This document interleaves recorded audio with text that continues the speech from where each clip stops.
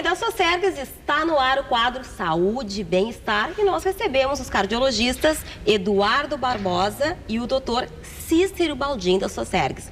Tudo bem? Sejam bem-vindos, um bom dia e vamos falar hoje sobre hipertensão.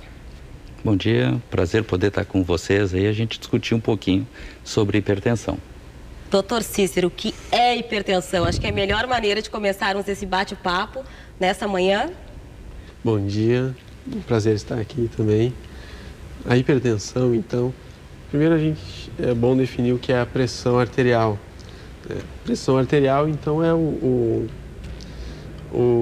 que é gerado a partir do batimento cardíaco nos vasos que percorrem o nosso corpo, aquela pressão gerada através do batimento cardíaco.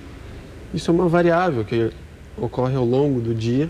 Isso pode aumentar ou diminuir, a cada batimento há uma variação. Só que isso tem uma média geral que é a média que vai nos importar. Tem um nível que tem que ser mantido. Exatamente. Quando passa desse nível, aí é que o alarme... A partir do qual vai ser alarmado. O diagnóstico de hipertensão arterial, que é a pressão além do que é o normal, ela é baseada em alguns critérios que a gente precisa ter objetivamente para definir a pessoa como hipertensa. Hipertensa.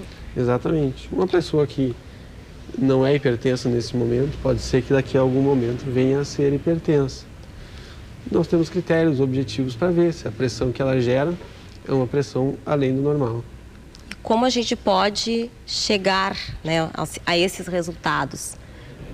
O importante é que a população tem que ter em mente que todos devem medir a sua pressão arterial pelo menos uma vez por ano. Porque como acontece essa incidência, hoje a gente sabe que no Rio Grande do Sul, em torno de 35% da população é hipertensa. Então, por isso a importância... É um número bem alto. Bem alto, muito alto. 14% das causas de mortalidade, de infarto, isquemia cerebral, derrame, 14% de tudo isso que acontece pode ser atribuído à hipertensão arterial. Por isso a importância da gente fazer o diagnóstico da hipertensão arterial de uma forma mais precoce. Controlar, né? Controlar, então todo mundo verificando a sua pressão pelo menos uma vez por ano. E no próximo dia 26 é o Dia Nacional de Combate à Hipertensão, mais do que um motivo para a gente falar nesse assunto hoje, né? E primeiro ponto é a prevenção. Como é que a gente pode prevenir a hipertensão? O lema da campanha esse ano é menos sal, menos pressão, mais saúde. É verdade. Então aí começa a questão da prevenção. De mudanças básicas no nosso dia a dia. Os cuidados dos hábitos do dia a dia que a gente tem. Comendo menos sal, isso aí vai trazer uma menor incidência do aparecimento de hipertensão nas pessoas, o melhor controle da pressão arterial. Então aí a importância, por isso o lema da campanha, a redução do sal, a importância da gente reduzir o sal na alimentação. Bom, já vi que o sal é um vilão, doutor Cícero. Exatamente. O sal é o principal foco do nosso combate à hipertensão, é através do controle da ingesta que a gente faz de sal durante o dia. Um dado até interessante da nossa sociedade é em relação a certas populações, em específico os índios e Yanomamis que temos aqui no Brasil. Essa população tem uma incidência quase nula de hipertensão, não tem hipertensão. E dentro dos hábitos alimentares dele realmente não está incluído o uso do sal. Então, o controle do sal, não adicionar sal na comida, ou saber se a comida ela tem sal ou não, isso é importante para prevenirmos a hipertensão. Outros hábitos também são significativos. Mas para nós gaúchos isso é um problema, hein, doutor Eduardo? O problema é o churrasco, né? Churrasquinho de todo domingo. O problema é o churrasco, porque daí tu começa com um queijinho que tem sal. Depois tu vai para o salsichão e coraçãozinho que tem sal. Daí tem o pãozinho com alho, pãozinho com alho, que tem aquela sal. linguicinha. Daí tu vai para o churrasco que tem sal. E junto com o nutricionista, a gente tentou fazer o churrasco de uma moda diferente, para ver se ia ficar gostoso. Com sal, com ervas, diversas outras formas. Não tem como. Não tem. É com sal mesmo. Caiu churrasco no gosto gaúcho, é com sal. Tem que ser com sal. Então, e depois ainda quer contrabalançar, alguns ainda tomam refri diet, que tem 3 vezes mais sal do que o refri normal. E achando que está ajudando, né? Tipo, já que eu estou exagerando no churrasco, eu vou dar uma maneirada no refrigerante. O refrigerante tu vai morrer no açúcar ou tu vai morrer no sal. Refrigerante não tem remédio, é o vilão. É o vilão. Doutor Cícero, então? Em relação a só essa questão que nós estávamos conversando do refrigerante, então outros alimentos também, para nós sabermos se eles têm sal, e não vem escrito sal exatamente ali na embalagem, vem escrito sódio, ou a sigla do sódio, que é o INA. Então, isso é a quantidade de sódio que vai se transformar através de ligação em cloreto de sódio no nosso organismo, que é o sal.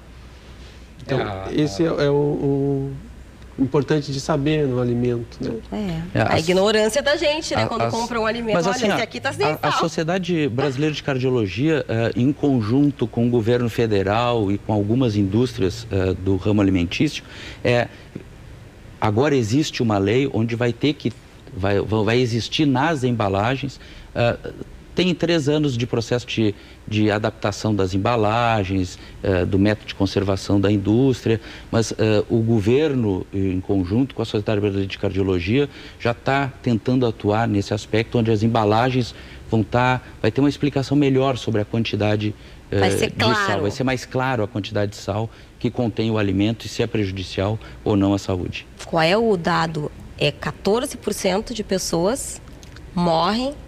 Não, 35% em média da população gaúcha morre de infarto, isquemia cerebral, derrame.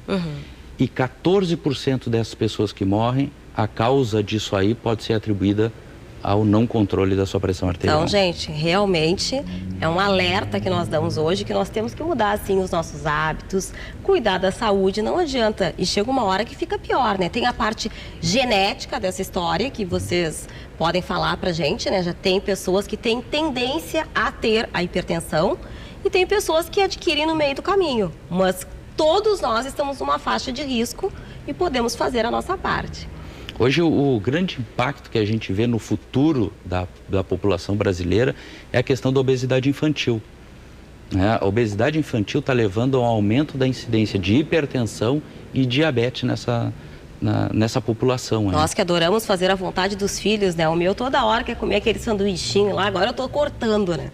Porque é tudo bonitinho, é fácil, é prático para os pais, né? Saiu da escola, passa ali, compra, leva para casa, mas no futuro, com certeza, as consequências virão. Exatamente. Tu desenvolver hábitos alimentares saudáveis ao longo da infância vai fazer com que esses hábitos sejam reforçados ao longo da vida.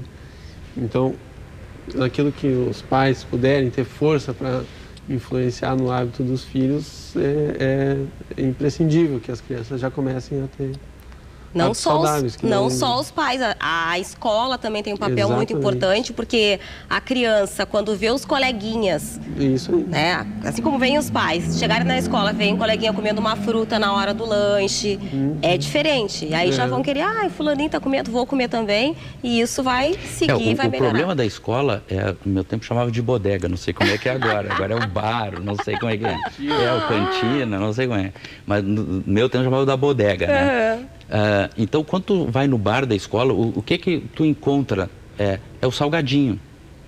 Por quê? Porque o dono do bar quer ter um lucro também. Não, mas o tempo da bodega mudou. Em algumas escolas, pelo menos a que meu filho frequenta, por exemplo, eles têm a obrigação, entre aspas, né, de servirem e oferecerem para os alunos alimentos saudáveis. Só pode servir suco, não pode servir refrigerante. Os professores pedem que os pais não levem refrigerante. Nas festinhas na escola é proibido levar refrigerante, quer dizer, realmente existe já esse cuidado, já vem mudando, graças a Deus, não é? Isso é realmente sem dúvida. Muito importante, né? Porque então o hábito esse então de não comer sal é imprescindível.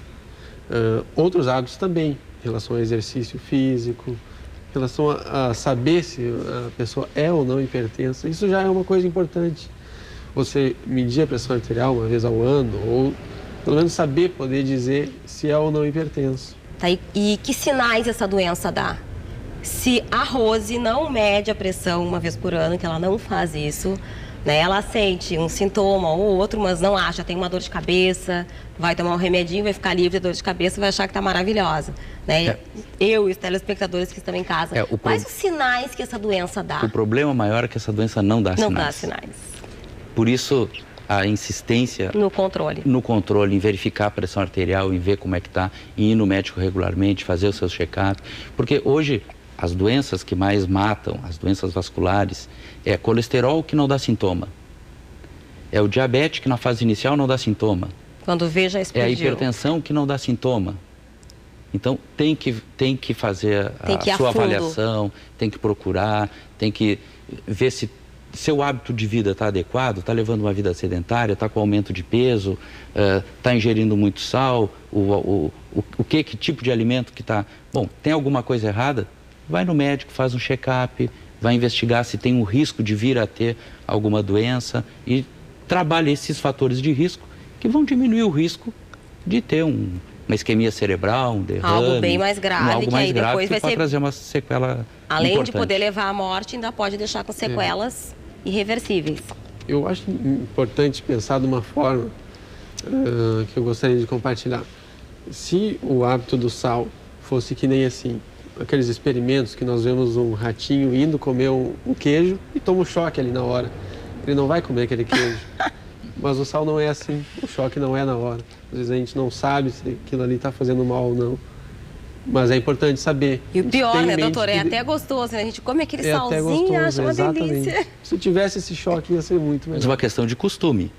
No momento que tu acostuma a comer com pouco sal, o excesso de sal começa a não ser saborosa a comida. Não, e muitas vezes, até para quem gosta de cozinhar, a gente pode substituir o sal por ervas, né? E conseguir sentir o verdadeiro... como é que eu vou dizer? O sabor do tempero. O sabor do alimento que a gente está saboreando. Então, está degustando. Então, tem diversas maneiras de driblar aí o sal e ter uma vida mais saudável. Eu quero agradecer a participação de vocês aqui no Carmen Flores com você de hoje, a participação das Socergs. Adorei falar e dar esse alerta, né? Não é só no dia 26 que nós temos que nos preocupar em prevenir a hipertensão. É todo dia, gente, não adianta. Depois de estourar, como os doutores nos esclareceram aqui, não adianta fazer mais nada. É no hoje que a gente tem que mudar os hábitos, né? E fazer o melhor, para ter muita saúde. Obrigado pela oportunidade, um abraço para a Carmen, que não pôde estar presente hoje aqui. E fica o conselho aí para toda a população para controlar a sua pressão arterial, para evitar esses danos aí ao longo da sua vida e ter uma vida saudável. Muito obrigado, um abraço, Rose, Carmen. E gostaria realmente de reforçar mais uma vez, só saber se a pressão é alta ou não e ter o cuidado nos seus hábitos diários.